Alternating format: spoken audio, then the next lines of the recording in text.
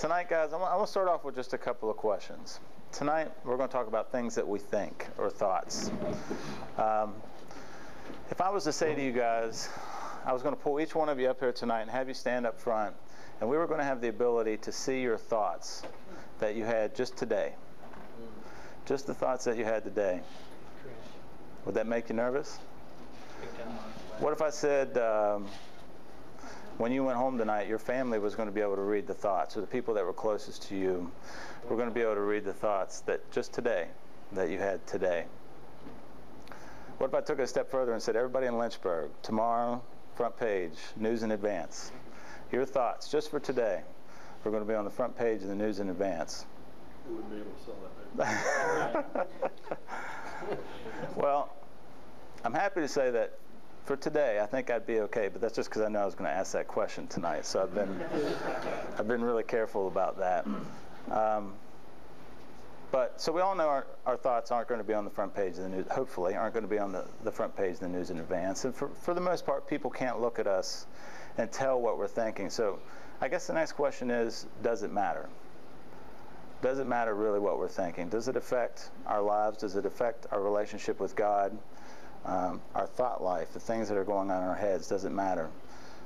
And I wasn't expecting to speak tonight, but it was good because God's really been working on this in me in the last couple weeks. And I'll tell you how it started. I was in Sheets 2 weeks ago, and I came face to face with a guy that I hadn't seen for probably about 6 months. And this guy, he came into my office and was treated, and there was a mix-up with his insurance, and he was unhappy about it. And I thought that I had a pretty good relationship with this guy. He owns a huge company here in town. But I was with a patient, and he came in, and I'm very close with both of my employees. One's worked with me for almost 10 years, and the other one for 8 years, and they're both sweet, sweet girls.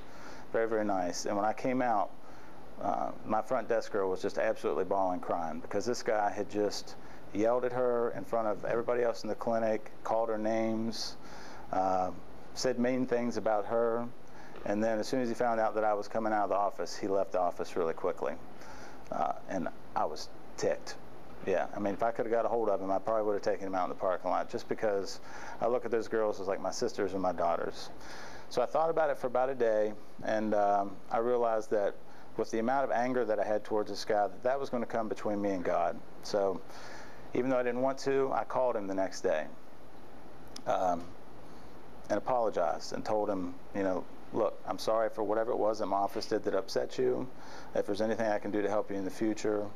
And I put that to rest. But then I saw him 6 months later in Sheets. And I got to admit, the second that I saw him, my chest went up, my eyebrows went down, and I got that same feeling in my, you know, again. And really, honestly, I think the only thing that kept me from saying anything to him was the fact that I had my name on my shirt, or I was afraid somebody from Blue Ridge might be in the store, right? So I didn't say anything, kept my mouth shut. But then it didn't stop there. I went out and got in my car. And for the next 15 minutes on the way to work, I started playing in my mind all the things that I could have said to him, right? All the different ways that I could have let him know what a jerk that he was, all the different ways that I could have cut him down publicly, the way that he cut someone that I cared about publicly down. And just, you could have probably seen the indications from my fingerprints on the steering wheel by the time I got back to the office, just because I was that fired up. And when I pulled into the parking lot, it was just really clear to me. God said, this is not right. This is wrong. And then as I continued to read the Bible that week, I came across a lot of verses that really started to show me that this is an area where I have a problem. See, for me, I kind of create these imaginary boundaries between my thought life and my physical world. And I say imaginary boundaries because it's become quite clear to me that the things that I'm thinking manifest themselves in the way that I'm acting outside the world. So I have these imaginary boundaries, and I guess I've always kind of thought of it as we have a spiritual world and we have a physical world. But for me, and this is just for me, it may not be for you, but for me, I could almost say there's a spiritual world, there's a physical world, and then there's a mental world that goes on in my mind that nobody else ever completely knows about. I am master and commander of that world. I decide how long, I think about something. I decide what I think about, how long I entertain those thoughts, and what I do with those thoughts. And what I've also discovered about that is not only do I from time to time entertain thoughts which do not come from God and do not glorify God, but that's also, for me, that's the first spot where, that's the last spot where I surrender things to God, and it's the first spot where I take things back from God. And the guy in Sheets is a perfect example. I'd already called him for, made peace with him so that wouldn't come between me and God. But then, as soon as I saw him, I took it back again. I didn't do anything physically, nothing that anybody saw, but up here, I took it back again. I picked that burden back up, I threw it back in my bag, and I started carrying it again. Another way that this would come across would be in my marriage. If I focus on, if my thoughts are on solely what my responsibilities are as a husband, things work pretty well. But the second that I come home and the dishes aren't done, or something's not done that I thought should have been done, and I start focusing on what she's not doing, the second that I start focusing on that, we're going to have some people come in here. Come on in, guys. Just grab a table wherever.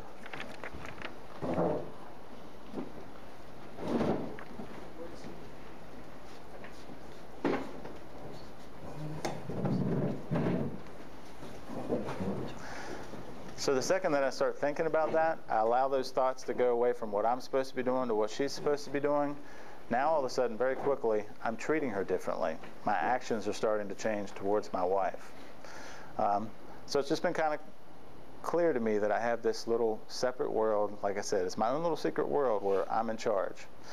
And then I was reading this week in Scriptures, and this is what the Bible has to say about this. Paul says in Romans, "And this is the message I proclaim. The day is coming when God, through Christ Jesus, will judge everyone's secret life."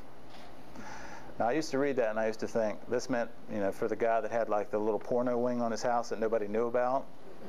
And now when I read it now, I don't necessarily think that. I think God's talking about the things that I'm thinking about in my life, my own little secret world that I've got going up there that nobody knows about, but God knows about. Another one is in Hebrews. "Nothing in all of creation is hidden from God. Everything is naked and exposed before His eyes, and He is the one to whom we are accountable."